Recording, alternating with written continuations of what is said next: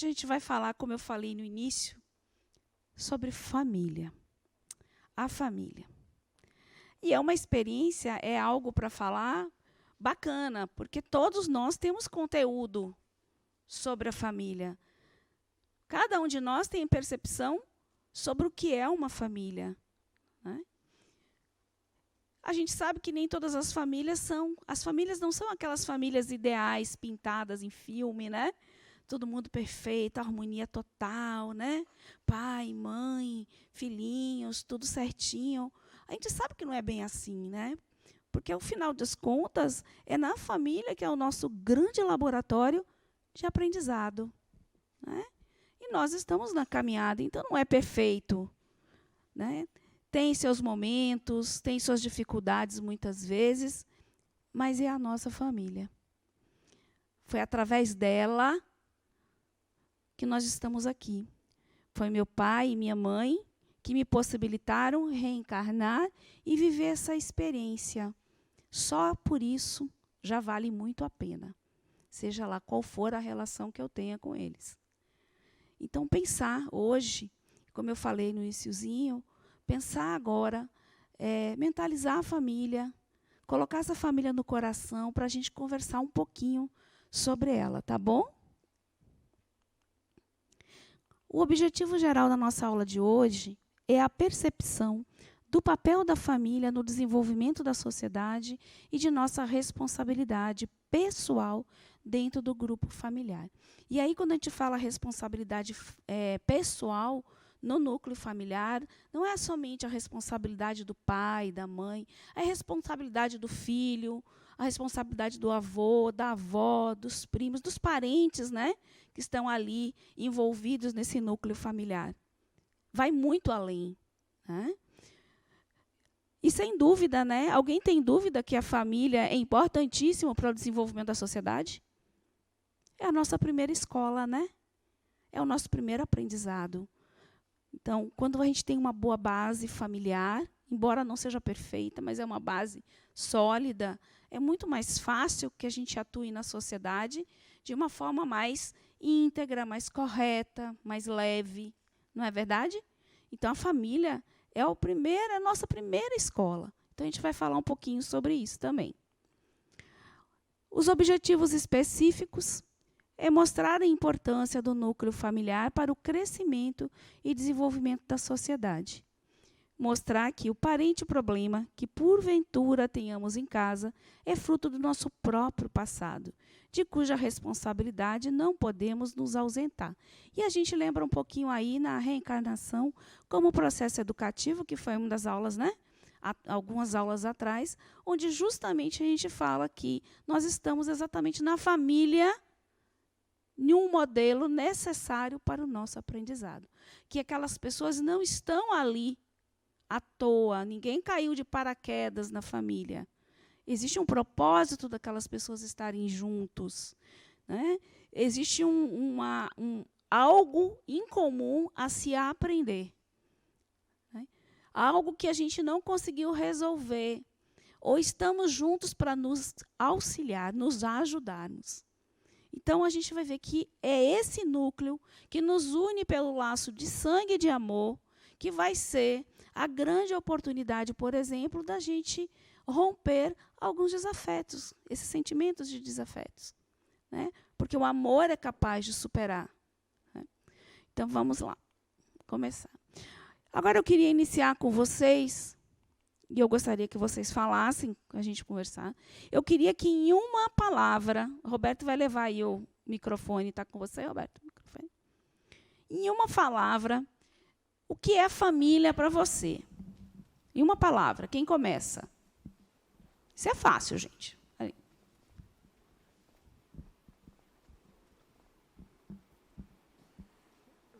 Para mim, família é um porto seguro. Porto seguro. Ok. Família, para mim, significa acolhimento. Acolhimento. Ah, legal. Porto seguro, acolhimento. O que mais? Posso falar? Rede de apoio. Rede de apoio. O que mais? União. União. E aí, quem mais? Ninguém mais tem uma palavrinha para família?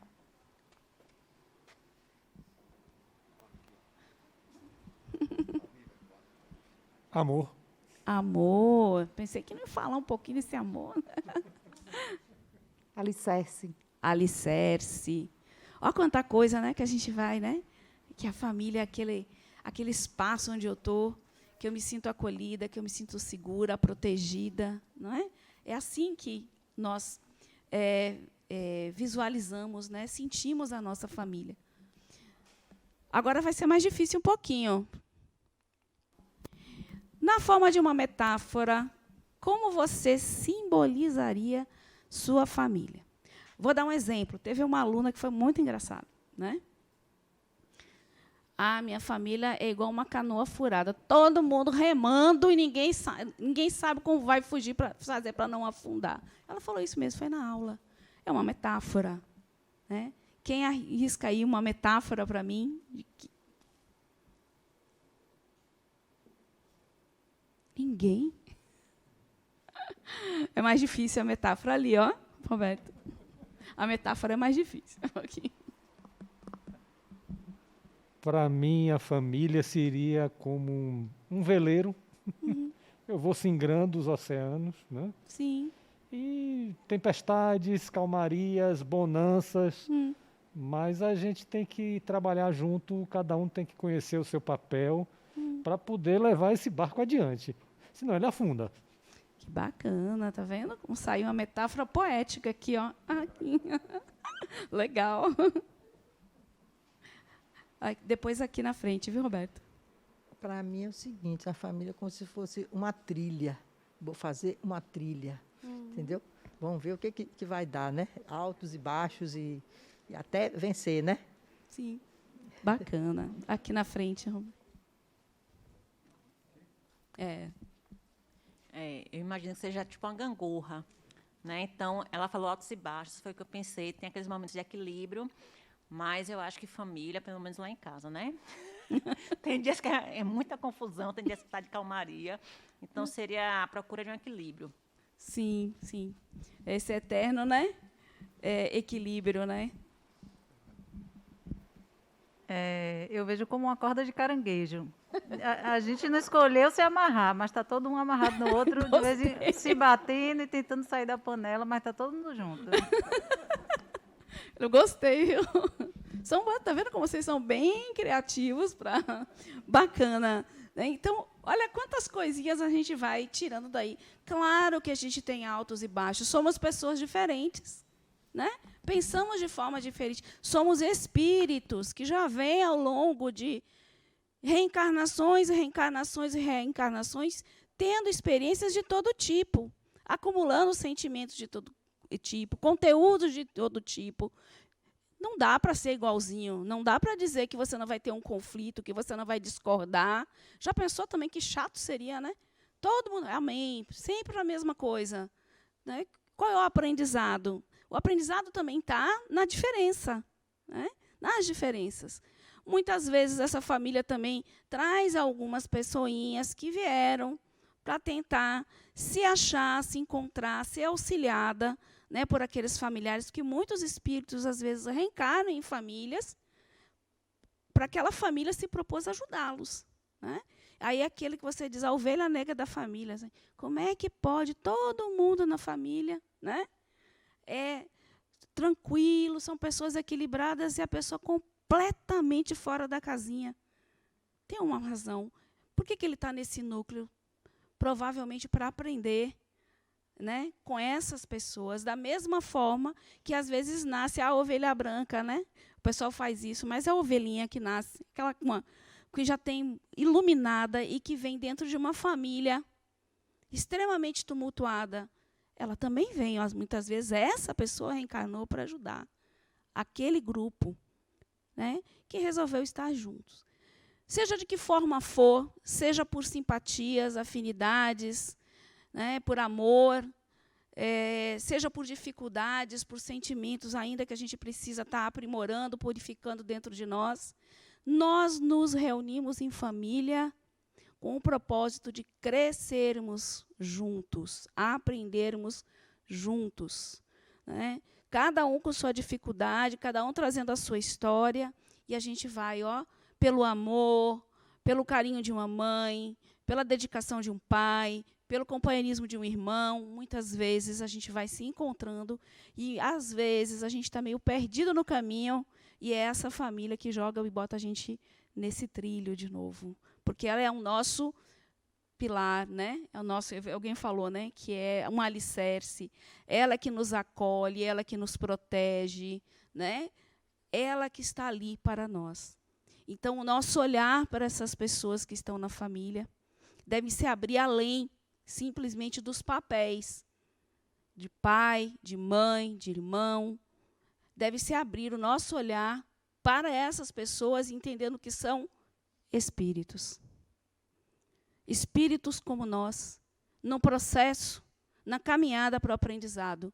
E que, assim como a gente tropeça, erra, levanta, acerta, chora, ri, é a mesma coisa. Então, será que eu olho para minha mãe como um espírito? Será que eu olho para o meu pai desta forma? Eu tenho esse olhar, entendo ele, às vezes eu posso não ter dificuldades com ele, mas eu já parei para olhar para ele, além do personagem. Será que eu já entendi que meus filhos, nossos filhos, são espíritos?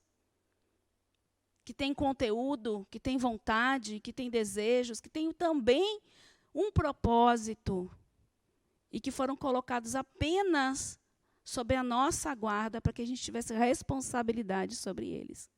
Então, é esse tipo de reflexão que a gente precisa ter. Como é o meu olhar para essas pessoas que eu convivo? Meu filho obedece, ponto final. Eu sou o pai, eu sou a mãe. Você não tem vez, não. Fica quieto, obedece. Quando se você tiver sua casa... Quantas vezes as pessoas mais antigas nas criações, né? Criança não tinha voz para nada, né? Qualquer coisa, fica quieta, conversa de adulto. O dia que você puder pagar suas contas, você faz o que você quer. Coisinhas desse tipo, né, que vem de uma educação, de uma rigidez e de uma falta de entendimento do espiritual, de entender que aquela pessoa que está ali também tem anseios, tem seus medos, suas dúvidas, e que está aqui para aprender junto conosco. Certo? Se alguém quiser falar alguma coisa, gente, pode falar, viu? Deixa eu só pegar uma aguinha aqui e passar o próximo slide. Eu vou colocar aqui algumas definições de família, e a gente vai falando um pouquinho sobre elas. É uma organização de espíritos encarnados ou desencarnados, que, através da convivência, se responsabilizam a executar projetos comuns. Quando eu falo encarnados e desencarnados, o que passa na mente de vocês? São espíritos encarnados e desencarnados que, através da convivência... Lá, Roberto.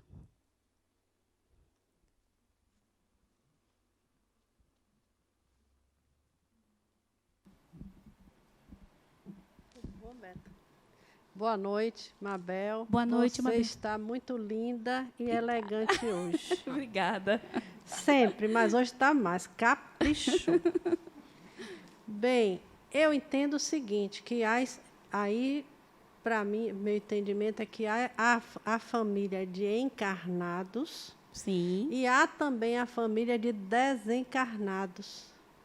Porque a gente, sempre nas leituras de livros espíritas, eles falam muito, né, do indivíduo, como é o trabalho do lado de lá, como é a formação familiar do outro lado, e que não é somente aquela família dos parentes daqui que se foram. Eles podem até se encontrar ou não, mas são aquelas famílias de espíritos afins. Não é? Ou que estejam precisando de estar ali naquele grupo para ser amparado e melhorado. Então, eu entendo desse jeito. Ela quase deu a aula, gente. Nossa. É exatamente isso. Né? Isso aqui nos dá um olhar que a nossa família é muito mais ampla do que a gente pensa. Se nós vivemos muitas vidas, já tivemos muitos pais, muitas mães, já fomos pais, já fomos mães, já fomos filhos, já fomos avós. Não é verdade? A gente já teve muitas vidas. E esse povo todo que a gente foi encontrando, se apaixonando, né, vivendo, sendo amigo, foi para onde? Foi para onde? Né? Eles não deixam de existir em nossas vidas. Né? Se a vida é uma continuidade, a morte só é uma passagem para uma outra dimensão da minha existência, esses espíritos que, por afinidade aqui na Terra, ou já de outras encarnações, se juntam para uma experiência que seja familiar, ou seja profissional, no meio das nossas amizades, né, são parte de uma outra família, né, da nossa família também. Que ora nós vamos nos encontrar encarnados, ora desencarnados, não é verdade? Ou não, pode ser, depende do que cada um já está trilhando na sua vida. Em que momento ele está, se ele já cresceu um pouquinho, já está em outras esferas ou não. Mas são pessoas, nossos familiares, que nós fomos adquirindo ao longo das nossas encarnações e que a gente se encontra. É uma questão de vibração, de frequência, onde nós vibramos na mesma, emitimos a mesma frequência e nós nos atraímos, né, igual imãzinhos, para estarmos juntos. Seja porque a gente precisa aprender algo juntos, porque não nos entendemos, porque demos os nossos tropeços, ou seja, porque nos amamos muito, tivemos relações muito importantes em nossas vidas. Então, isso nos fala que a nossa família vai muito além da família carnal, muito além. A gente vai depois falar um pouquinho sobre elas. Representa a possibilidade da fixação de vínculos afetivos e da aprendizagem do amor. A gente disse antes, estava falando antes, né, que a família nos liga por laços de sangue e de amor. Né? Como dizer que uma mãe não vai amar um filho? Pode até acontecer. Né, de alguma mãe rejeitar um filho, pode acontecer. Temos famílias, né? Mas vai saber por que isso aconteceu. Muitas vezes são espíritos em muito discórdia em outra reencarnação, resolvem vir juntos, por exemplo, para tentar ver se resolvem isso e não dão conta. Simplesmente não deu conta. Quantas vezes a gente tenta algo que não consegue levar adiante, não é verdade? Então, pode acontecer isso. Tem famílias que se formam e se desfazem, que ninguém nunca mais nem se fala. Um está no norte, outro está no sul, um foi para o Japão, né? Outro foi... E mal se falam, não é verdade? Como se... Ó, a gente juntou aqui, mas não deu certo, não. Não deu, vai ter que ficar para uma próxima. Né? Então, pensar um pouquinho que esse reencontro em família é uma oportunidade da gente tentar justamente quebrar essas coisas e de aprender. Através do amor. Né? Através do amor. A família é, pois, um grupo que caminha, oferecendo mútuo amparo, revezando-se aqui na terra e no além, uns na carne e outros no espírito. Isso é Hermínio de Miranda, que é exatamente aquilo que a gente estava falando. Ora eu estou lá desencarnado, né, em contato com alguns dos meus parentes, com essa minha família aí espiritual. Ora, eu estou aqui encarnada com alguns parentes, alguém novo que pode estar se aproximando como um amigo, que futuramente vai ser uma pessoa mais ligada a mim. Ok? Então, é só para... E aqui a Adenauer nos diz que é a união de pelo menos duas pessoas para a constituição de um núcleo para experiências afetivas. Sempre para experiências afetivas. Né? Eu, no momento em que escolhi alguém na minha vida e resolvi casar com essa pessoa, né? Eu estava vivendo a minha experiência, onde depois eu cresci junto com essa pessoa, eu tive um filho junto com essa pessoa. São quantas experiências? A experiência, eu deixei de ser a filha, passei a ser a mãe, a esposa, depois eu vou ser a mãe, em algum momento eu vou ser a avó. Tudo são experiências para o espírito. Né? Então, alguma dúvida? Alguém gostaria de colocar alguma coisa? Pode interromper, viu? A qualquer hora. E aí, a gente vai ver aqui a família na visão espírita. Na verdade, a gente vem falando o tempo inteiro, né, na família e juntando isso ao espiritual, né, indo além do que a gente está aqui. Mas na visão, quais seriam, por exemplo, o papel da família, né, na visão espírita? Reprodução biológica, alguém duvida disso? Para que tenhamos continuidade, a gente viu isso, inclusive, né, em Leis de Deus, né? Para que nós reencarnemos aqui, no nosso orbe, nessa condição humana, a gente precisa da reprodução. Nós produzimos os nossos próprios corpos para viver as nossas experiências. Então, existe um fator biológico importante nesse processo familiar. Transmissão de cultura e valores. Isso os nossos pais fazem isso muito bem.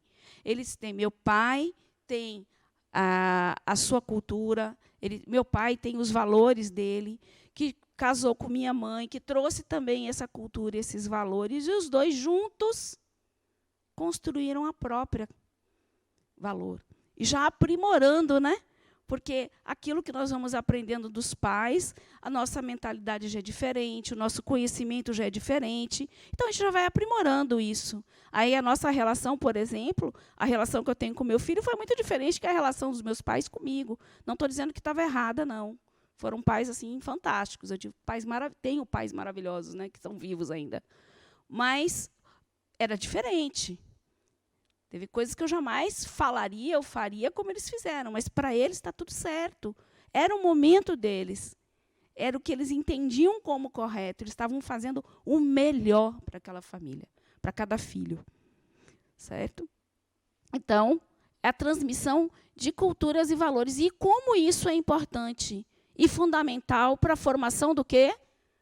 Da nossa sociedade. Porque, gente, nós somos a sociedade. A gente fala da sociedade, às vezes, como se a sociedade fosse algo à parte, fosse um ente, uma entidade. Só que a sociedade somos todos nós. Cada um de nós é a sociedade. Então, a melhoria de cada um, a educação de cada um, a evolução de cada um, vai refletir no todo. Né? Então, é o nosso aprimoramento e ele inicia na família. Tudo começa na família. Socialização e educação, né? Existe um determinado tipo de educação que só a família vai. Não, a escola não vai fazer, é a família. A educação de se dirigir aos mais velhos, a educação de saber ter educação na mesa, uma série de educações de relacionamento com os outros, de respeito, de limite. Né? Eu ouvi uma... E aí é muito importante os papéis serem bem determinados nesse momento. Né? Eu estava vendo uma reportagem no Fantástico, há muitos anos atrás, onde falavam justamente das relações, né, de mães com filhas, os vários tipos de relação. E teve uma que me chamou muito a atenção, que foi uma filha que disse que a mãe dela era uma amiga. Aí, minha mãe, assim, ó, super legal, minha mãe recebe minhas amigas, parece uma amiga minha, né? Não me questiona nada, tudo está bom, poxa, eu tenho liberdade total e tudo. Aí, ao primeiro momento, você diz, poxa, que legal, né? Sabe qual foi o depoimento dela? Que ela sentia falta de ter uma mãe. Que ela queria uma mãe, porque amigas, ela tinha muitas amigas. Ela queria uma mãe. Ela queria uma mãe que desse limites para ela. Uma mãe que dissesse não para ela. Porque, às vezes, ela se sentia perdida. Olha que coisa, né? Como a gente vai parando para pensar a importância de cada papel na família. Então, socialização e educação.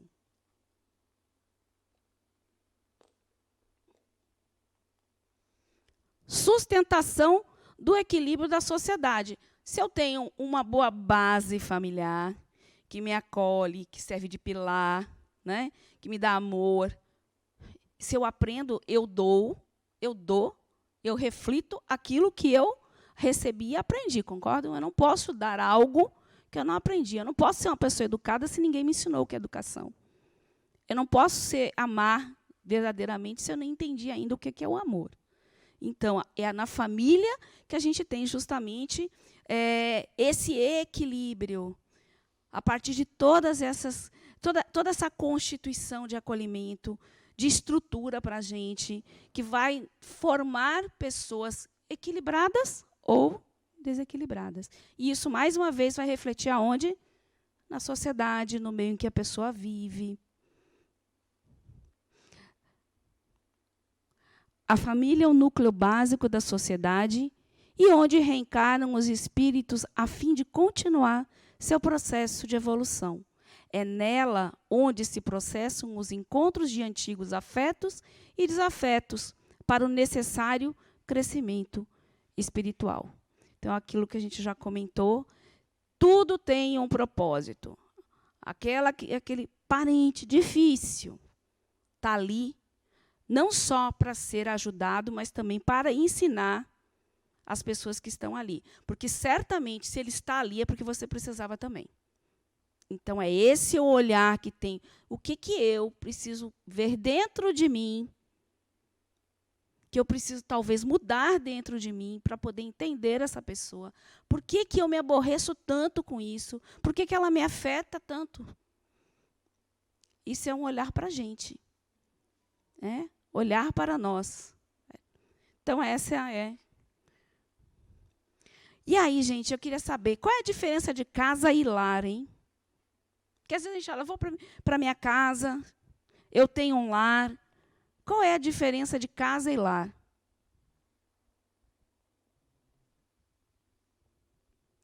Roberto?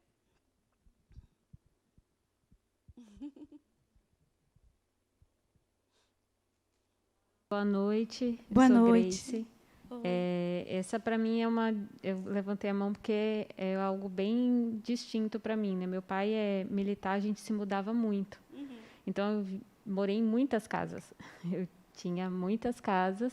Agora o nosso lar sempre foi um só, né? A união da nossa família e essas mudanças todas as pessoas às vezes pensam, é muito difícil se mudar. Sim, era difícil cada vez que a gente precisava sair de um lugar para outro, mas isso fortalecia muito os nossos vínculos dentro da nossa própria família. Então, eu sou muito próxima das minhas irmãs, dos meus pais, né? A gente tem esse lar, né? É algo bem definido para a gente e é algo bem separado de casa. Bacana. Mais alguém gostaria de acrescentar?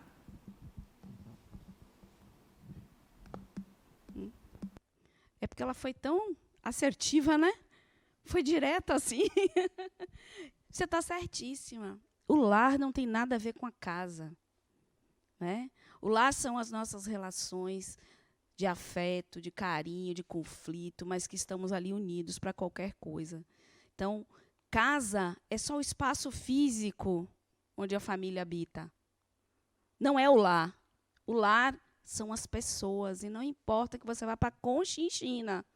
Se você estiver um lar verdadeiro, ele vai estar presente em qualquer casa que você more. Da mais simples, a mais modesta, até a mais requintada. Não adianta você ter uma casa maravilhosa e não constituir um lar ali dentro.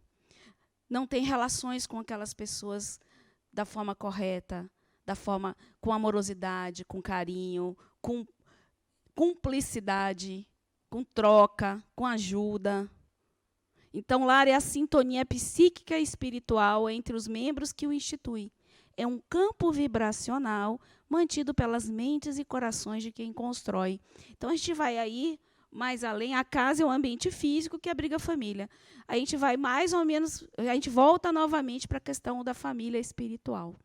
Então, existe ali, na realidade, uma ligação vibracional entre esses espíritos encarnados e desencarnados, né? Existe uma conexão mental, existe uma conexão emocional com as pessoas. Isso é um lar. Isso é o que une as pessoas. E aí, a gente coloca essas duas imagens que servem muito com reflexão. Se a minha família é meu grande campo de aprendizado, se a minha família é a minha oportunidade de evolução, de crescimento, né, recheados de amor, mesmo que sejam conflituosos. Você vê uma família ali que não está todo mundo no celular, né, do tablet e tal, né? E a pergunta que eu faço é a outra família ali desfrutando um pouco o prazer da vida real, que é viver a família. Aí a pergunta que a gente tem que se fazer: eu estou vivendo uma experiência afetiva de fato nesse núcleo familiar, ou apenas uma obrigação de convívio, cumprindo um papel? Já que eu sou pai, eu tenho que manter a casa, eu tenho que manter a ordem. Já que eu sou a mãe, eu tenho que amar, né? Eu tenho que cuidar, eu tenho que proteger. Qual é o meu papel? Já que eu sou filha, eu vou ter que obedecer mesmo, acabou, mesmo que seja contra todos os meus princípios. E aí?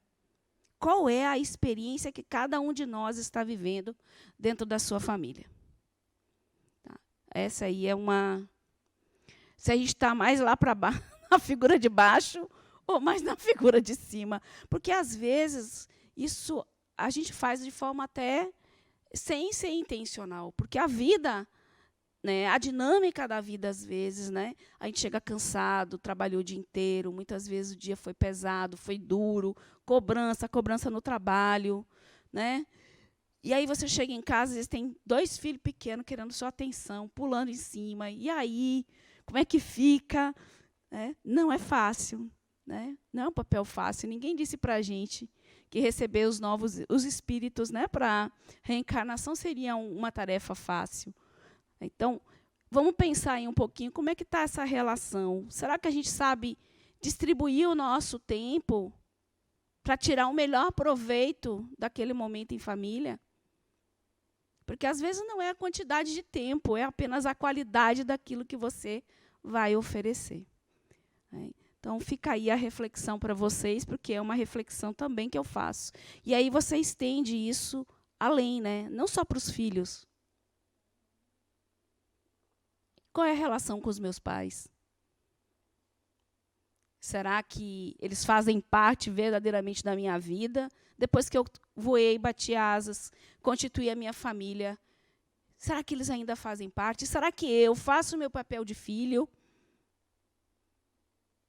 Olho para eles, cuido deles, entendo eles, as dificuldades dele, da mesma forma que eles fizeram isso quando nós nascemos, quando a gente dependia totalmente deles, porque se não fosse eles, a gente não estava aqui. Porque a gente não tem condições, né? O ser humano é um animal que, se alguém não alimentar, não limpar, não vestir, morre. Ele não faz nada só. Então, é bom a gente pensar um pouquinho nisso. Viver em família é um grande desafio para o desenvolvimento do indivíduo e um grande aprendizado também. A complexidade da sua família situa-se onde necessita aprender. Então, todos que estão com você têm uma lição a aprender, né, e uma lição a ensinar. Estamos aprendendo mutuamente. Você pode achar que sabe tudo. Ah, fulano não sabe de nada. No nada dele, ele tem algo para lhe oferecer. Você que talvez não esteja compreendendo. Né? Então, estamos exatamente na família que nós precisamos para o nosso aprendizado. A família que tem é a melhor configuração para possibilitar o seu desenvolvimento. E o que nós, na família, enfrentamos, aprendemos, né, e muitas vezes em conflito mesmo? Compreensão das diferenças, porque a gente está convivendo no mesmo teto, pessoas diferentes, que pensam diferentes, vontades diferentes, e a gente tem que aprender a entender o outro. Eu tenho que aprender com o meu irmão, que é diferente de mim, com a minha mãe, que tem aquele jeito, com o meu pai, eu vou ter que aprender com o meu filho. Então, a gente vai aprender a entender, compreender as diferenças. Pelo menos é para ser, né, gente? Nem sempre a gente segue desse jeitinho, não. Dar para receber, aí a gente vai aprender, acho que meio que dividir as coisas, entender que para que você receba amor, você tem que aprender a dar amor. Se você quer que a pessoa lhe respeite, você tem que respeitar da mesma forma. É o dar e o receber em todas as instâncias da vida, né? Respeito. Como é difícil a gente respeitar, viu, gente? A gente acha e tem a ilusão de que sabe respeitar. Será que realmente eu respeito? Porque o respeito passa pela aceitação, inclusive da diferença. E muitas vezes a gente se bate com isso. Então, o que eu entendo como respeito? Não xingar, simplesmente? Será que isso não vai além? Renúncia. Quantas vezes a gente precisa abrir mão? É contra a vontade, é difícil, mas faz parte do aprendizado da família. Paciência. Paciência, então, né? Tem horas que é só com muita paciência, paciência, paciência. E paciência. Amar para ser amado, né? Que foi o que eu falei, né? E à medida que a gente vai aprendendo, vai integrando, a gente vai aprendendo também a passar esse amor, né? Passar esse respeito, ter a paciência, não só com os familiares, mas também fora, né? E ceder para conquistar, né? De vez em quando você faz as barganhazinhas, né? Ó, toma lá, dá cá, a gente vai se entendendo e dá tudo certo, né? No final, certo? E a gente estava falando antes aí, que Mabel já deu uma boa adiantada aí. Qual é a minha família no final? Qual é a minha família? Aí Mabel deu aí uma dica boa, né? Quando ela falou do plano espiritual, espíritos e familiares, né? Que já desencarnaram ou que já fizeram parte da nossa vida de outras vidas, né? Em outras vidas. Então, a gente tem uma família carnal, que é essa família aqui nossa, onde nós encarnamos, e nós temos também a família espiritual. E a família carnal, ela se divide de uma forma bem interessante. Uma é a família que a gente chama de família original. O que seria a família original? Alguém imagina aí o que seria original? Família original. Oi? De quem? Quem é a família original? Pai e mãe. Isso. São a família dos nossos pais, né? Que os nossos pais, como a gente já falou, né? Eles vão ter seus valores, vão nos passar os seus valores, né? Baseado nas experiências dele, daquilo que eles acreditam, né? Suas filosofias de vida, sua ideologia. Então, é a família dos nossos pais. E quando não conseguimos nos desligar psicologicamente dessa família, a família dos pais, não conseguimos nos emancipar. Não é verdade isso? Para a gente andar, né, adiante, a gente precisa se emancipar psicologicamente para que você tome a sua vida, o seu rumo, né? E essa é uma tarefa muito difícil. Muito difícil para os pais e principalmente para as mães. Que se pudesse, botava os filhos sempre embaixo da asa para proteger, não deixar sofrer, como se isso fosse algo degradante ou que fosse trazer alguns traumas. Talvez o trauma maior seja não viver, né? Porque a gente precisa viver.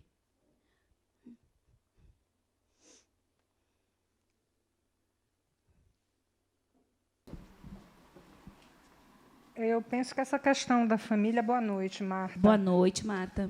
Eu penso que essa questão da família, né, do se desligar psicologicamente, tem a ver com a questão do apego. Porque a gente pensa que é nosso. E, na verdade, não é nosso. Exatamente. E tudo que a gente vive, todos esses desafios que a gente tem, que não são fáceis, é porque a gente, numa programação que já foi feita anteriormente, que a gente concordou, quando a gente chega aqui, a gente esquece. E aí vem as diferenças, e vem aí a falta de respeito, a falta de compreensão, todos esses atributos aí que acabam prejudicando muito as interações familiares, né? Que é o que a gente vê muito. Bastante. Você está certa, isso tem muito a ver com o desapego, você deixar ir, né? Porque deixar ir também é um ato de amor. Porque se você deixar ir, você está dando a oportunidade de crescer, da pessoa evoluir, dela constituir a própria família. Você está reconhecendo que ele tem potenciais. Quando exatamente. você poda, você tá, é como se você estivesse negando essa potencialidade do outro, né? Que é o potencial que todos nós temos, né? Cada um do seu jeito. Não tem certo nem errado, não. Cada um do seu jeitinho. Mas todo mundo se ajeita no final, não é verdade? Obrigada, Marta. Obrigada. Aqui, ó. Oi. Além do desapego, acho que tem muito também uma questão cultural. Nós fazemos parte, né, aqui do Brasil, de uma sociedade latino-ibérica, que é, como você falou, aquela mãe que é uma... Lembra aquela ave que bota os pintinhos debaixo da asa, né, e não quer liberar ninguém. Já a psicologia do anglo-saxão é totalmente diferente. O menino terminou lá, vai para a faculdade e se pirulite. Arranje sua bolsa. Estou botando para fora já, né? É verdade. Arranje sua bolsa, vá para o dormitório, vá trabalhar nas férias, porque agora você já está virando homem, já está virando uma mulher, se vire. Isso, é verdade. Eles já exercitam esse desapego culturalmente, né? Diferente do que nós na cultura ibérica, né? Que a gente, principalmente a ibérica, né?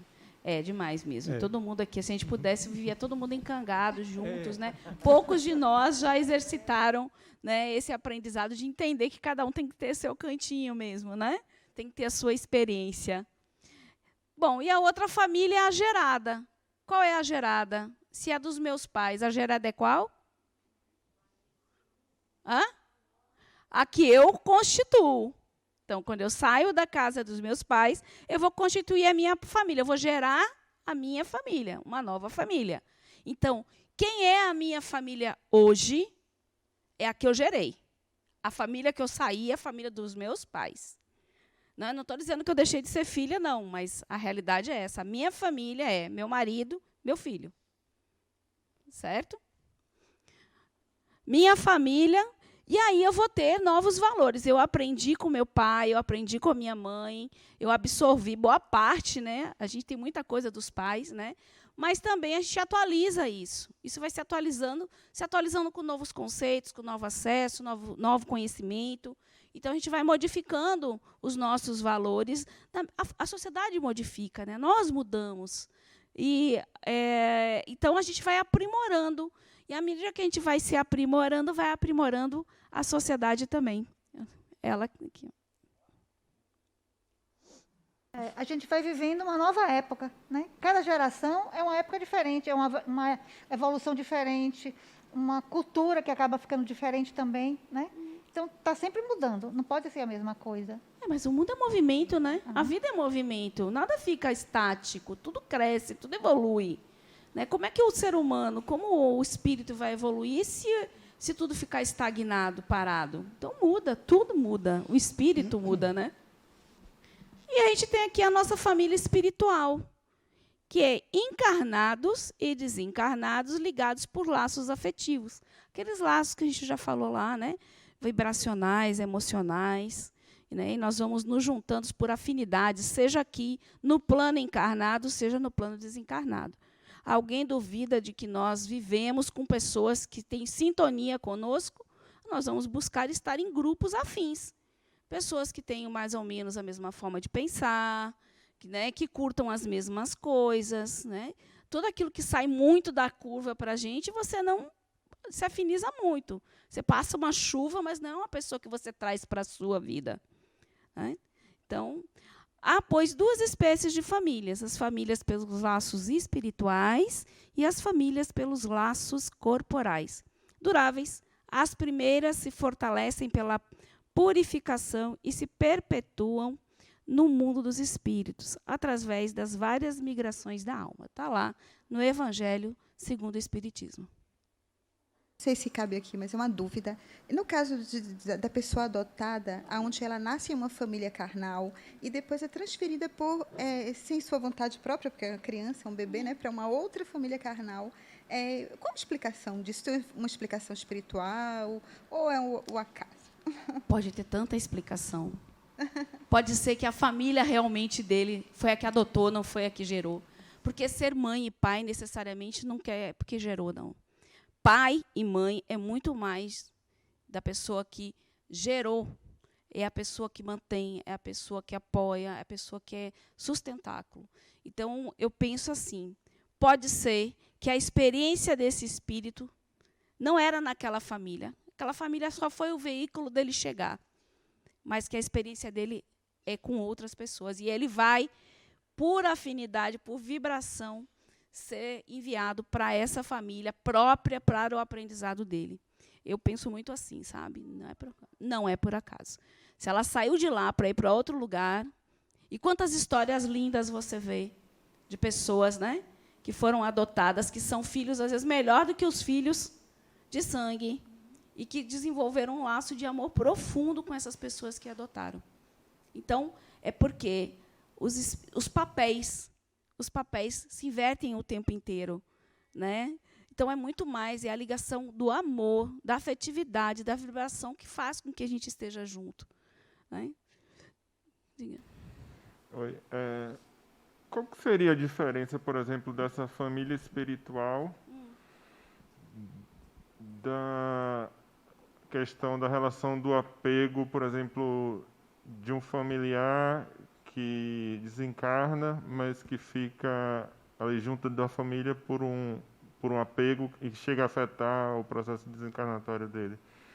Você quer dizer espíritos que desencarnam e não conseguem seguir adiante, ficam presos ainda às relações terrenas, é isso? Isso. Dessa família espiritual que está conceituada aí. A família espiritual são todos os espíritos que são afins, que já viveram experiências comigo e que tiveram afinidades. Então, são tanto os encarnados como os desencarnados. É a família espiritual. Somos espíritos, encarnados no corpo, nós estamos aqui, mas somos espíritos, concordam? Então, é uma família espiritual. A questão de espíritos que se prendem ainda às relações terrenas ou qualquer outra relação, por exemplo, em mediúnicas. A gente trabalha em mediúnica. Nas mediúnicas, você recebe, muitas vezes, comunicações de espíritos em sofrimento profundo, né, assistindo que morreu, a esposa retomou a vida, casou, e isso para ele é um problema, porque ele não conseguiu desvincular. Mas isso é uma questão psíquica. É a mente dele que prende ele aqui e que é como se ele tivesse cristalizado. É o termo que a gente usa naquela emoção. Aquilo é tão forte, aquilo emite uma vibração tão baixa, às vezes, que ele ainda fica vinculado ao nosso plano terreno, nessa faixa vibratória nossa aqui, do plano material. E ele não consegue, às vezes, não consegue ver, às vezes, que está desencarnado. Quem viu já aquele filme O Sexto Sentido? Pronto, é bem aquilo. Né? Ele vivia na casa, ao lado da esposa, como se estivesse vivo. Né? E ele vivia ali, ela sempre triste, ela não conseguia seguir a vida dele. É um processo praticamente, vamos dizer assim, obsessivo. Ele não queria prejudicar ela, claro, mas é quase isso, que interferia na vida dela.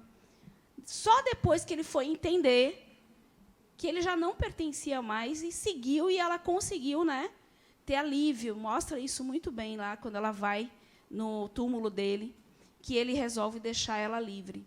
Então, são apegos que ficam, né, de pessoas que mentalmente têm aquele sentimento e não conseguem desapegar. É o apego mesmo. Aí você tem apego ao amor, sentimento né, pelas pessoas, você tem apego pelo dinheiro, você tem apego várias outras coisas. Tá ok? Respondi?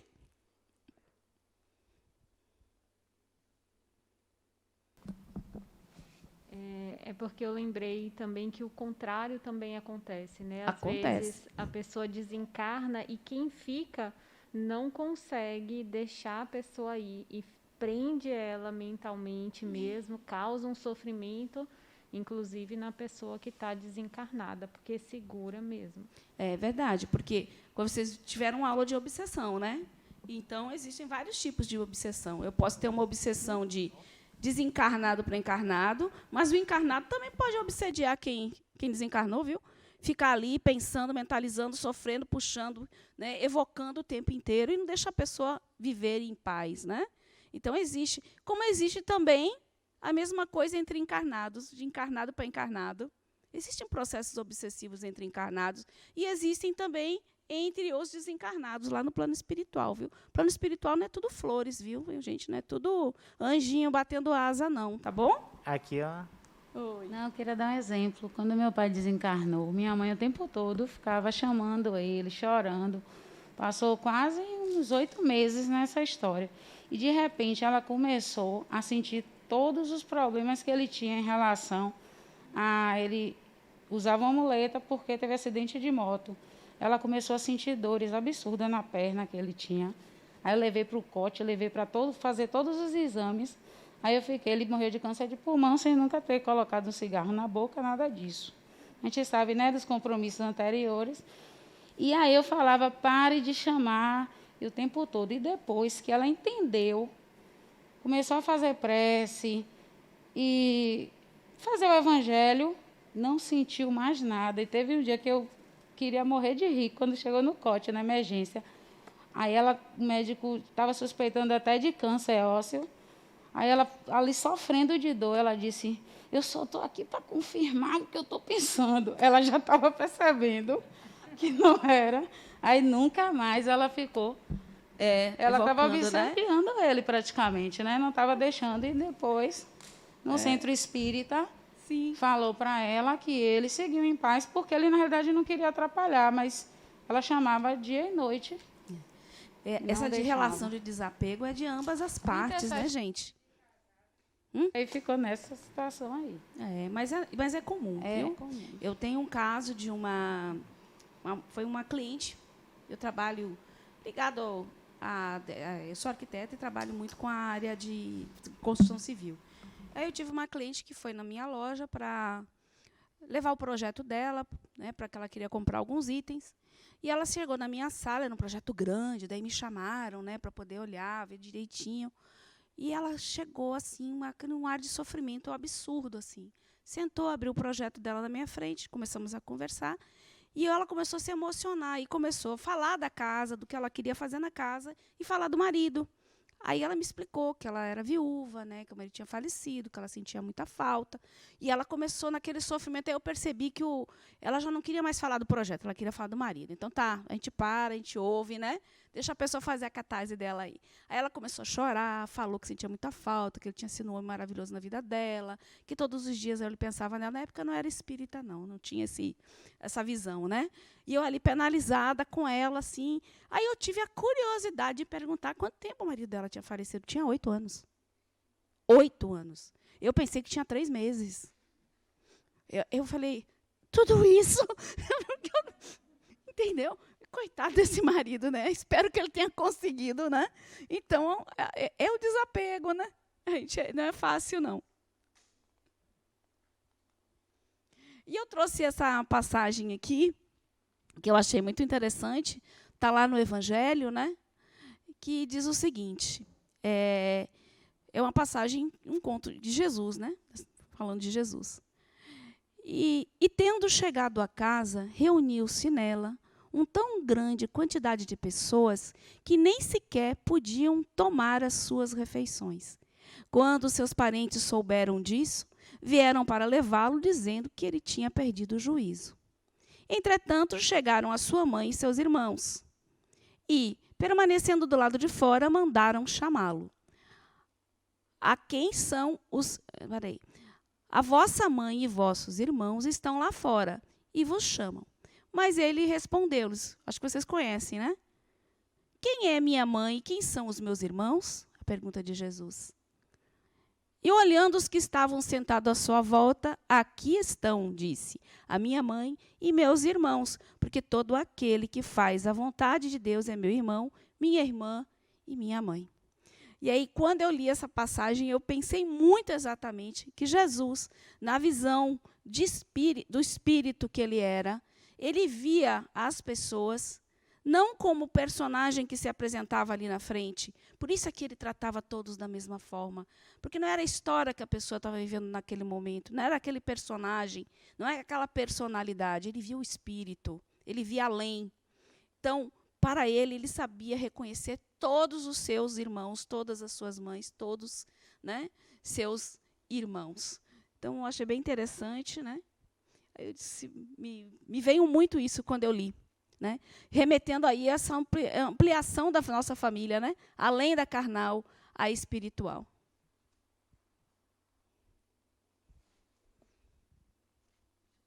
Enquanto ele vai levando o microfone, eu tomo uma aguinha.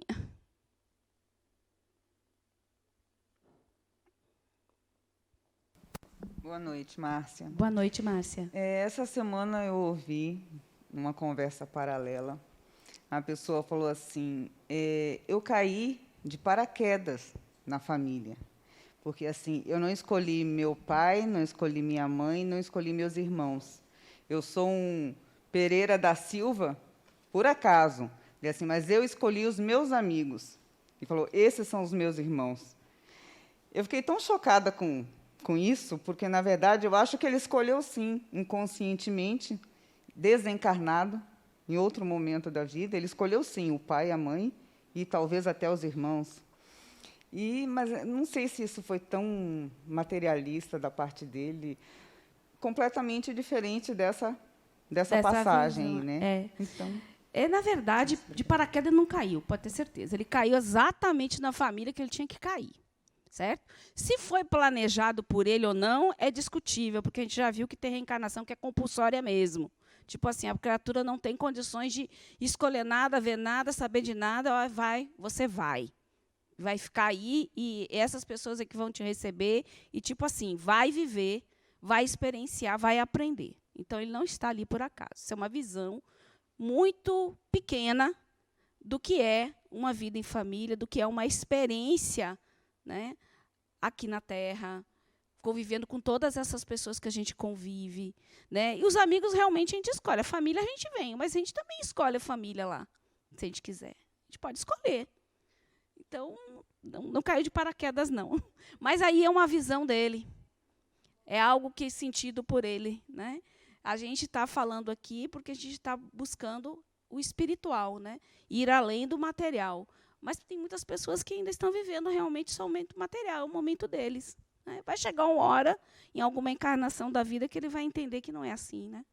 Diga. Essas encarnações compulsórias não poderiam ser uma causa assim, de futuras adoções? Por exemplo, você vai com aquela família. Chegando lá, assim, não tenho nada a ver com isso aqui, vou procurar a minha turma.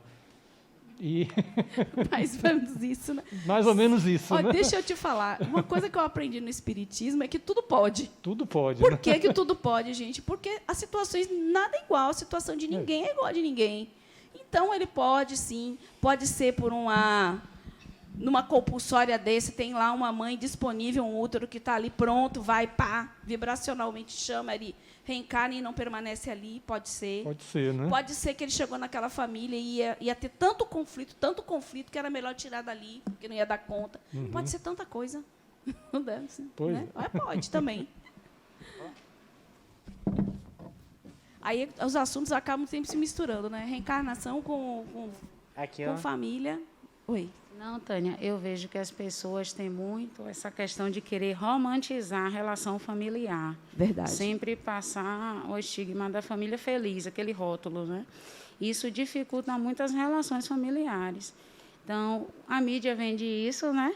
E aí as pessoas trazem para a sua família. Então, ninguém quer passar que aquela família tem uma dificuldade, que tem altos e baixos, que as pessoas têm os conflitos construtivos e, às vezes, que cada um tem que vivenciar, e o tempo todo isso dificulta muito. E a gente vai vivenciando experiências, né? Eu conheço algumas pessoas que, por exemplo, 2 amigas minhas passam uma relação excelente. Eu não sabia que elas não se falavam há 10 anos. Voltaram a se falar há meses. E aí, quando eu fui ficar com a familiar na unidade hospitalar, a mãe delas, eu percebi que era um conflito tão terrível A mãe no leito do hospital e já querendo trabalhar os bens materiais para dividir. Mas no momento que eu converso, era aquele amor, aquela coisa, como se ela se relacionasse. É uma coisa bem complicada, viu? Então, as pessoas tentam rotular, viver no mundo de Alice, e quando você vai ver, o negócio é terrível, viu? Gente, e aí você diz assim, gente, minha família, porque cada um tem um problema. Minha irmã de 24 anos, ela fala assim, eu estava lá tocando as harpinhas, a senhora me trouxe para essa família para ter problema. As harpinhas é ótimo. Estava lá tocando. E assim, todo mundo tem problema, não tem esse que não tem um problema familiar, entendeu? Eu acho que o problema é esse. Romantizam tudo, né? Não, é verdade, né? Se vende essa imagem da perfeição, né? Não somos perfeitos, gente. A gente está aprendendo aí. Não tem ninguém perfeito, nem pai, nem mãe, nem irmão. Todo mundo tem seus tropeços, todo mundo tem seus conflitos, e é para ser assim. É para ser assim. Como é que a gente vai aprender se eu não tenho embate? Se eu não tenho diferença? Se eu não tenho como me ter referência? Não tem. Então, não tem aprendizado, né? Não tem aprendizado. Aqui de novo. Não, pode falar, pode falar. Na verdade, não existe família perfeita, né? Não. Todo mundo está aqui encarnado para aprender, né? Entre Verdade. tapas e beijos. Deus não ia fazer uma família perfeita, né? Algumas famílias, selecionar. Essas famílias vão ser perfeitas, né? Famílias de vitrine. E aquelas dali vão ser as perturbadinhas.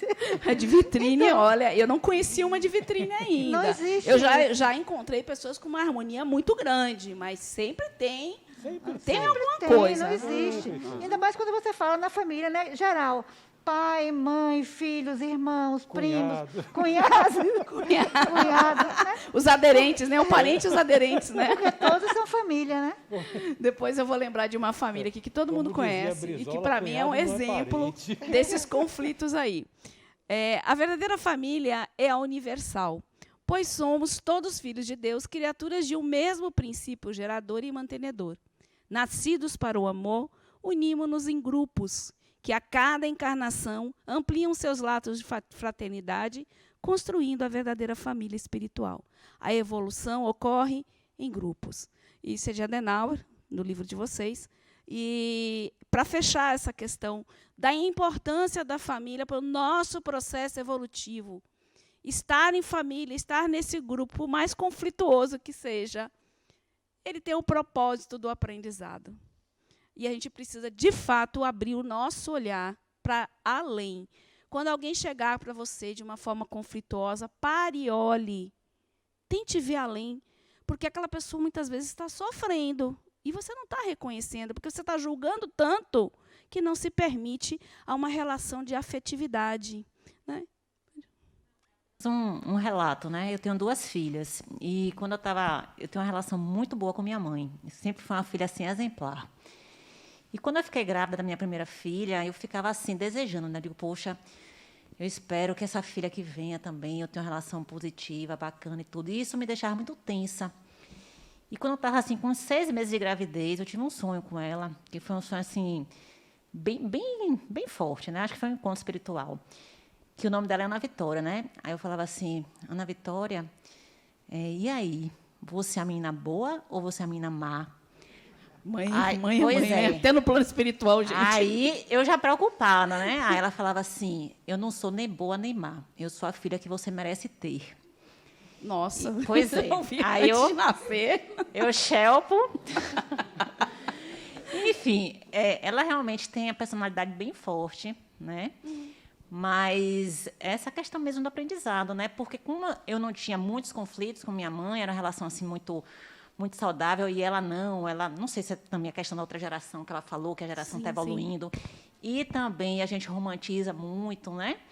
Então, ela é aquela filha, né, pré-adolescente, que fala, que diz, que tem vontade, eu botando um limite, ela naquele conflito.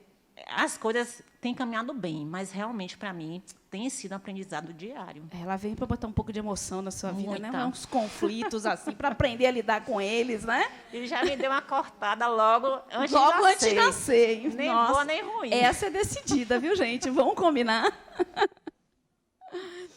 Gente, a formação da família atual mudou muito, né? Qual era o modelo de família que a gente tinha? Como era o modelo de família? Pai, mãe, filhos, né? 20 filhos. Era mais ou menos isso mesmo, 20 filhos. Então, a gente tinha, né, aquela família onde o papel do pai era o quê? Era o mantenedor da família. Era o homem que saía e ia providenciar o sustento da família. E o papel da mãe era qual? Muitas vezes era, viu? Mas qual era o papel da mãe? Cuidar da casa, cuidar do marido, cuidar dos filhos, né? Ela, coitada, era a última que se cuidava. Mas, enfim, manter aquilo tudo, ela cuidava do lar, da casa, né? Para esse marido, quando chegasse em casa, está tudo organizado, porque, afinal, ele foi em busca do sustento da família.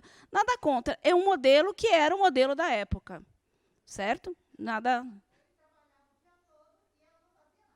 não. É sempre assim, era verdade. Estava descansando. Ainda tinha que estar bonita e cheirosa também, né? Olha o detalhe.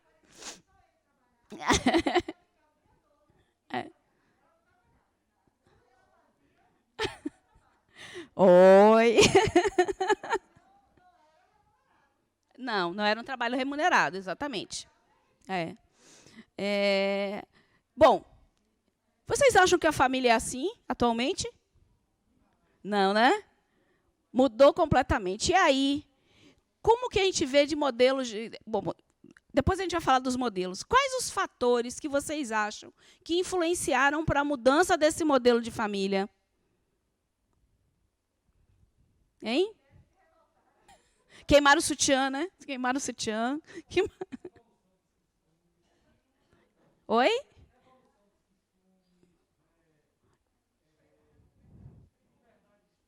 Liberdade da sexualidade, né? Uhum. Então, a aceitação dos diferentes, das diferenças, né? E que os diferentes podem ter famílias, né? Então, bacana. Ainda existe, né, um grupo que não aceita, né? Existe um grupo muito grande, infelizmente. E é um grupo muito violento, né?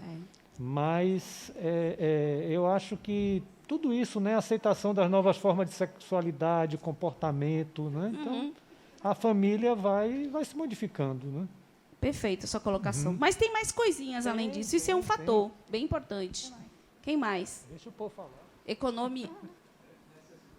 Fator econômico, né? Isso. Mais alguma coisa? Empoderamento feminino. Oi? A mulher se inseriu no mercado de trabalho. A valorização do amor, né? Independente de sexo, religião ou... De gênero, né? Gênero. Exatamente. O que mais? Então, todas essas coisinhas foram modificando o nosso modelo de família. Então, olha aqui alguns fatores aqui. A liberdade sexual, aqui, ó. A liberdade sexual. Antes, isso era uma coisa muito velada, sempre envolta muitos preconceitos. Ainda tem. É muito difícil as pessoas falarem isso de uma forma livre, aberta, sadia. Sempre ligam isso até por uma questão cultural mesmo, né? Como se fosse pecaminoso, fosse constrangedor, né? Mas isso já vem mudando. Então, a liberdade sexual, sem dúvida nenhuma, foi um fator que influenciou nos novos modelos de família. O mercado de trabalho, que ele falou, hoje a mulher se inseriu no mercado de trabalho, né? Hoje existe a necessidade da mulher trabalhar, né? Não só o homem trabalhar, né? Então, hoje existe um modelo onde a mulher também faz parte, que mantém a casa, e, da mesma forma, existem outros modelos onde o casal também contribui com a organização da casa. Porque, se os dois trabalham fora, não tem mais a história de dizer que você fica sem fazer nada, né? Chega lá, a casa está lá, né? Ou você tem condições econômicas para manter alguém fazendo isso para você, ou então a família tem que se virar em arrumar a sua casa. As relações sociais, né? Os amigos, trabalho, a própria religião, também são fatores que influenciam, né, na formação das famílias. Meios de comunicação é outra coisa que influencia, né? Além de influenciar, hoje o nosso acesso à informação é imediato, gente. A gente estava até vendo, acho que foi uma palestra, alguma coisa que a gente estava vendo, que diz que, antigamente, quando a gente ia estudar... não, foi a Almi, foi uma aula de Almi no ciclo 4. Quando eu fui estudar, eu sou do tempo da Barça, gente. A Barça, sabe o que é isso? Ninguém merece. Sabe? Você for olhar aquilo, livros. Você não tinha como botar uma figura num trabalho, porque você não tinha as facilidades que você tem hoje. Né? Aí ia para a biblioteca. Me lembro que ia para a biblioteca, vinha com um monte de livro emprestado da biblioteca. Depois lá para a gente tentar juntar uma informação. Hoje, na palma da mão, você tem um mundo. É claro que, a partir disso, influencia a nossa forma de pensar até dentro da família. Né? Muda as nossas relações. Tudo é mais imediato. Né? Já se fala, inclusive, das relações líquidas, né? Porque são tão rápidas, tão velozes, às vezes. Né? São fluidas, exatamente, não são sólidas. Né? Então, longevidade. A longevidade dos nossos idosos, você hoje vê famílias com pais, avós, pessoas mais idosas, não é mais aquele modelinho pai, mãe, filho. Né? Porque, realmente, as pessoas hoje vivem mais. Antigamente, as pessoas mais idosas morriam mais cedo. Né? Hoje, não. Então, isso também influencia, né? Aumentar o número de pessoas na família. E a permanência com os pais. Certo? Que hoje é muito comum. Né, você vê os filhos permanecerem com os pais muito além, né, do ângulo saxão que bota para fora. Né? Então, tudo isso influenciou, né, para alterar um pouquinho esses modelos de família que a gente tem. Então, você tem mulheres trabalhando, homens trabalhando, né, se organizando domesticamente de forma diferente. A necessidade econômica fez isso, mudou esse padrãozinho. Né? Em função do que é a sociedade hoje, a forma de pensar. Né? A mulher de hoje não pensa como a mulher daquele período. Né? Vai dizer para uma mulher que ela tem que trabalhar de graça, para ver o que ela vai dizer hoje. É meio complicado, viu? Então, tudo mudou. E aí eu botei alguns modelinhos de família, né? Para dizer que a família padrão tradicional dá lugar a múltiplas possibilidades de associação de espíritos para a constituição de uma experiência afetiva. E aí a gente precisa abrir um pouquinho mais a mente e partir do princípio que espírito não tem sexo. Não tem. Quando a gente desencarna, né, a gente pode até se apresentar na forma feminina, mas o espírito em si não tem sexo, não é homem, não é mulher, né? E a gente tem essa constituição binária, né, um masculino e feminino, até por uma necessidade de reprodução, para estar aqui. Mas entre o masculino e feminino, imagine quantos espectros a gente tem, né? É muito, tem um caminho muito grande. Entre o número 1 e o número 10, você tem lá, né, 2, 2,5, 2 pontos, não sei, né? A mesma coisa. Quantos espectros a gente tem aí? Né? É que Adenauer fala algo bem legal, diz que Deus foi muito econômico nos corpos dos espíritos. Ele só deu a possibilidade de ser homem ou mulher.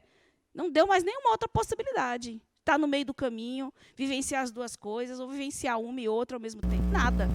É isso ou aquele outro. Né? Então, para a gente abrir um pouquinho mais a mente, porque, na realidade, o amor é o que prevalece. Não interessa se essa família é constituída por 2 mães, 2 pais, isso não importa. Se são os meus, os teus e os nossos, tem essa família também, né? Os meus, os teus e os nossos. Não interessa. O que interessa é o amor. Né? São as várias possibilidades que o espírito tem de se relacionar afetivamente, de viver experiências diferentes. Então, a família hoje, você tem vários modelinhos. Aqui eu botei alguns outros também, né? Eu achei interessante essas figurinhas. Né? Tem pessoas que querem estar só, porque a família dele é o cão. É o pet. Se relaciona melhor com os pets. E aqui a gente estava falando no iniciozinho um pouquinho sobre os papéis da família, né? Os papéis na família. Então, só retomando aí, nós temos as várias dimensões da vida da gente que a gente fala, que é a dimensão filial, paternal, maternal, e tem essas experiências na dimensão onde outros parentes, outros familiares vão fazer parte da nossa vida também, né? E terão influência. Bom, a paternal é aquilo que a gente sempre pensa, o que é a função, vamos dizer, do paterno, né? Da dimensão paternal é impor os limites, né? Lucidez, segurança, características ditas mais masculinas, né? Quando a gente fala paternal, às vezes a figura do paterno não é o homem, viu? Às vezes a figura do paterno pode ser uma mãe, né? E vai pôr esses limites. Eu me lembro, quando eu era criança, meu pai não batia na gente. Aliás, lá em casa, minha mãe de vez em quando que sapecava o bumbum de um com um chinelo, né? Que estavam demais, né? Os três ali, pintando e bordando. Mas meu pai nunca deu uma palmada em ninguém. Quer ver uma coisa que matava a gente? Vou falar pro seu pai. Todo mundo sai, não, mãe, pelo amor de Deus, não fala pro pai. Mas quem chinelava a gente era ela. E por que eu tinha medo do meu pai? Para você ver como isso é forte, né? Não é uma questão arquetípica nossa, que está lá mesmo, né? No nosso inconsciente. Maternal, você está ligando sempre à sentimentalidade, à proteção, às percepções, né? O filial tem aí o papel dele de respeito, de cooperação dentro da família, de responsabilidade, inclusive para com seus pais, porque um dia esses pais envelhecerão. E aí? Vamos fazer o quê? E os outros familiares que apoiam, né? Compreensão. Tá tudo certo, é o primo, é a tia, a madrinha, né? Que no papel deles não é o de educar, né? Mas ser essa família que acolhe, que conversa, que te apoia, te dá até razão quando você não tem, às vezes, né? Mas esse é o papel. E quando me falta essa dimensão paternal, quando isso eu não vivencio isso de uma forma legal, falta para essa pessoa respeito à autoridade. São pessoas que normalmente não vão respeitar a autoridade. São pessoas que têm problemas seríssimos de disciplina e têm falta de limite. Porque o paterno é que dá isso, traz isso. Né? E o maternal, quando isso falta, essa dimensão na vida da gente, eu vou ter problemas de afetividade, de me sociabilizar e uma carência emocional muito grande. Então, olha como é importante o papel. E aqui eu volto, né, a sempre lembrar da questão da responsabilidade que nós, enquanto filhos, temos com os nossos pais, né? E no Evangelho fala que não basta simplesmente colocar num cantinho, dar algo de comer e de beber. Que você tem que prover também do lazer, do cuidado, do convívio. Vai muito além, né?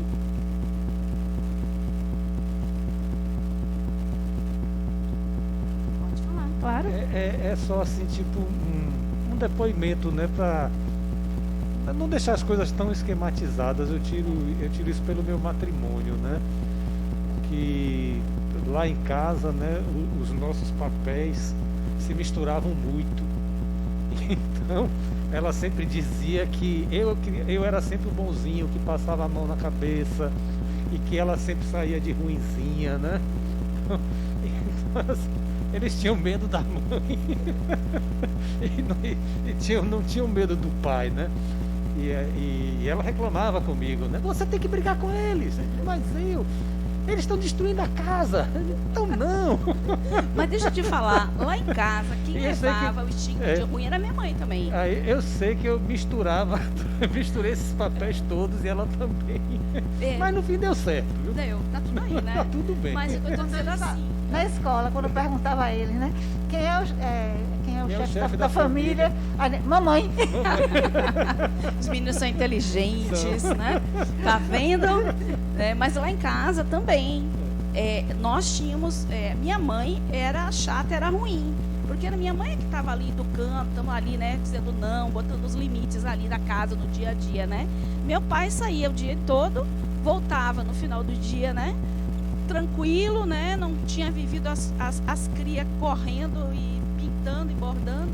Então só fazia carinho, tanto que ele não batia. Mas essa questão de dizer, vou falar para o teu pai, psicologicamente para a gente era funcionava bem. Aí todo mundo ficava quietinho, mesmo sem ele bater. Mas meu pai sempre teve a fama de bonzinho também, viu? Lá em casa.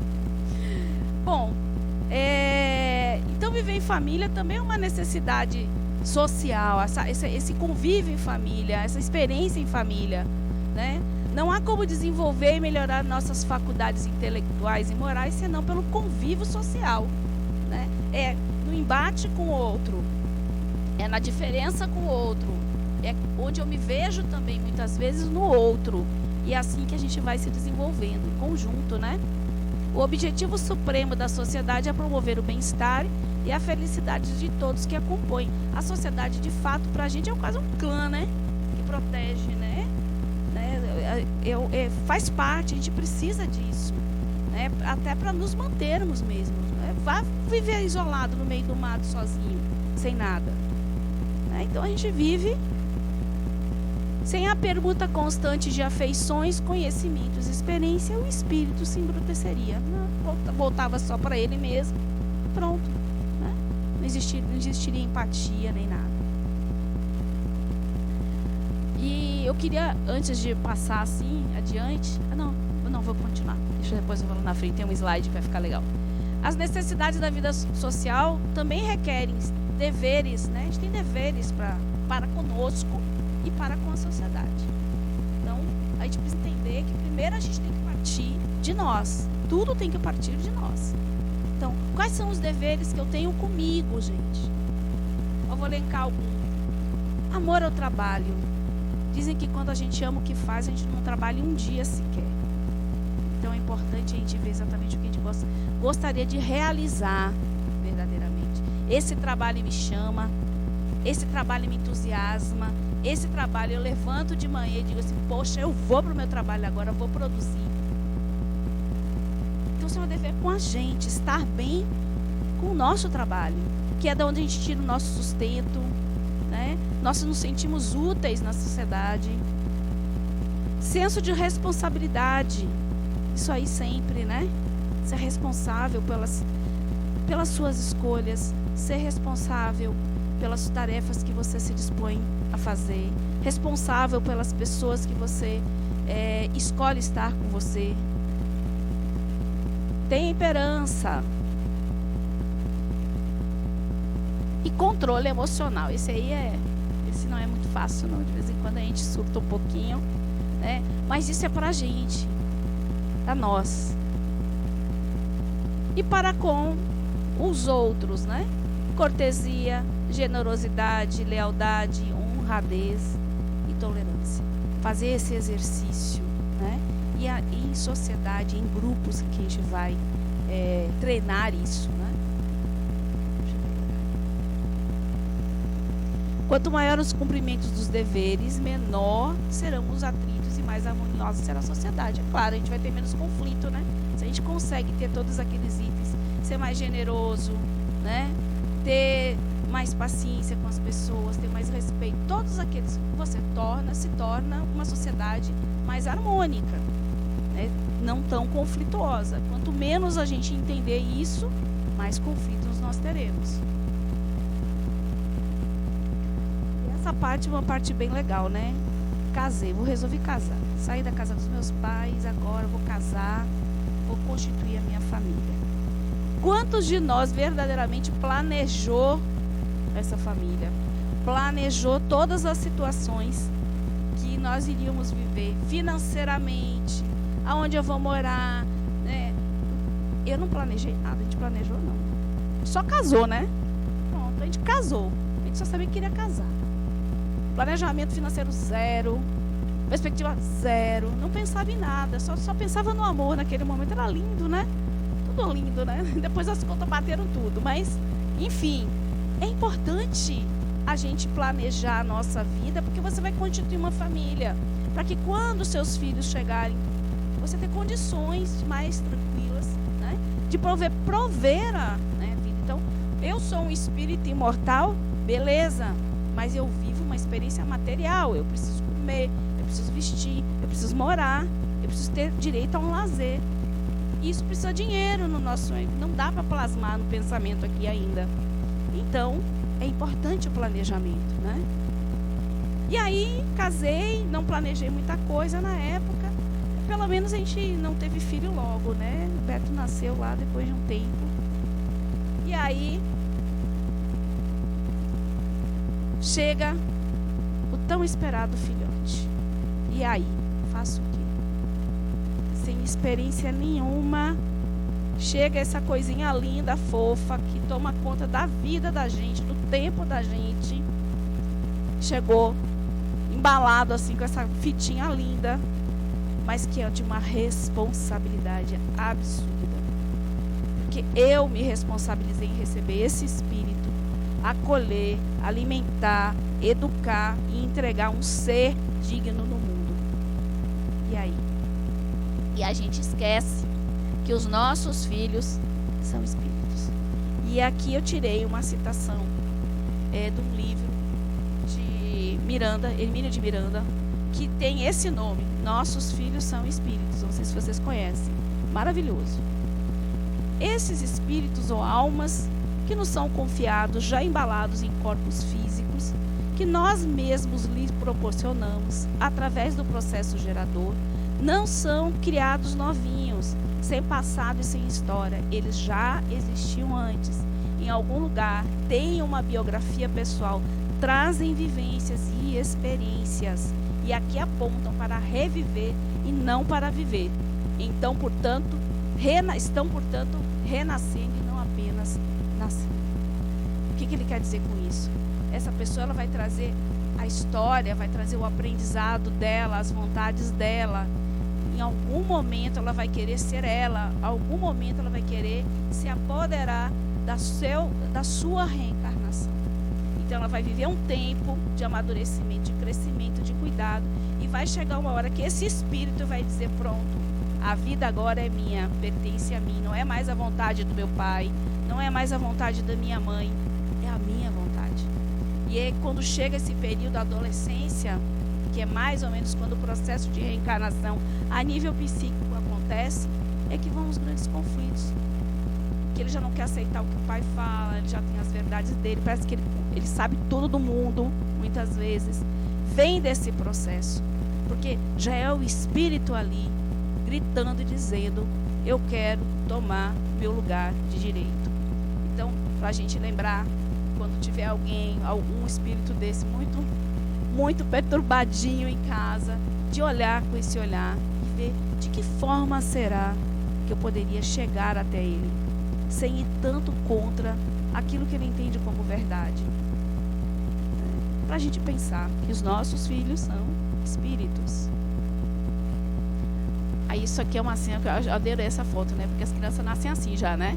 De chip na cabeça, mexendo em celular, né? E quando a gente parar para pensar, olha que aprendizado, né? Até da humildade do espírito. Parou para pensar que quando a gente vai reencarnar, a gente tem a ciência de que a gente vai chegar totalmente dependente de outro. Independente de como foi a sua vida antes, de quanto você foi poderoso, quanto você liderou. Quando você voltar aqui, você vai voltar na condição de quem vai ter que aprender tudo de novo. As necessidades básicas, gente. Vai ter que aprender a falar, vai ter que aprender a andar, vai ter que aprender a limpar o bumbum, porque tudo isso é feito por uma outra pessoa. Vai ter que aprender a ir para a escola tudo de novo, passar todas aquelas situações de escola, vai passar pela adolescência, vai se relacionar de novo. Olha o aprendizado em outro ambiente com outras pessoas. Então não é fácil para o espírito. Por isso que diz que reencarnar é mais assustador do que desencarnar, né? Por conta disso. A criança tem de fazer o aprendizado da vida nas condições em que renasceu, terá de se familiarizar com o novo corpinho que recebeu, aprender a língua de seu povo, bem como retomar conhecimentos gerais, habilidades manuais, como desenho, escrita, manipulação de instrumentos, aparelhos, ferramentas e tudo mais. Né? Não chegamos uma página em branco, porque nós já temos histórias, mas a nível de crescimento físico, de relacionamento, tudo, a gente começa tudo de novo. Tudo novamente. E aqui é só para ressaltar, porque fazia parte, inclusive, da ementa, né? De que a educação, na realidade, a educação cabe aos pais. A escola ensina matemática, ensina física, biologia, tantas outras matérias. Mas essa educação base, o respeito da educação, o amor, isso é dentro do lar, da casa, do lar, né? A família auxilia o direcionamento do espírito que se encontra em aprendizado pela reencarnação. Muitas vezes perdido sem limites, necessitando de orientação e acolhimento. Cabe aos pais o papel de encaminhar, estimular e orientar os filhos. A escola não substitui a família. Nem os pais devem transferir seu dever de educar e ensinar aos espíritos colocados sob sua guarda por Deus. Eu achei bem bacana essa colocação, porque hoje é muito normal, né? Toca para a escola, bota o dia inteiro, se vira lá, e aí você vê o desrespeito com o professor, você vê coisas absurdas, que é fruto da falta da própria educação, do direcionamento da família, na família, né? Parente de hoje, amigos ou inimigos do passado, a gente já falou isso. A gente pode ter essas duas situações na família. Normalmente os espíritos se associam por simpatias, né? Por afinidades amorosas, né? Mas tem sim aquelas pessoas que vêm justamente para tentar desmanchar determinados sentimentos, situações, né? Criadas entre determinados membros daquela família, ou mais de um às vezes, né? Então, a família, os espíritos que se encarnam numa mesma família, sobretudo com parentes próximos, são mais frequentemente espíritos simpáticos, ligados por relações anteriores que se traduzem pela afeição durante a vida terrena. Mas pode ainda acontecer que esses espíritos sejam completamente estranhos uns para os outros, separados por antipatias igualmente anteriores, que se traduzem também por seu antagonismo na Terra, a fim de lhe servir de prova, né? Então, às vezes, umas provinhas que a gente precisa passar aí, para ver se passa de ano, né? Para outra encarnação não está trazendo, né, essa matéria pendente, né? E aí eu me lembro de uma família muito famosa aí na TV, Grande Família. Aquilo para mim é um exemplo perfeito disso. Cada um com as características, aqui, o filho de Augustinho, né? De Linneu, aquele genro dele, gente, o que ele é? Totalmente trambiqueiro, posou numa família onde o pai era totalmente, não aceitava suborno, trabalhava, né, em emprego público. Então o que esse espírito está ali, impostou ali para aprender, né? Para tentar ver. Então você vê que às vezes ele queria aplicar um golpe, ele ia, no final acabava não dando certo, ele ficava meio assim. Por quê? Porque ele estava influenciado ali, né, pelos vamos dizer, pelas verdades daquela família, né, naquilo que elas acreditavam.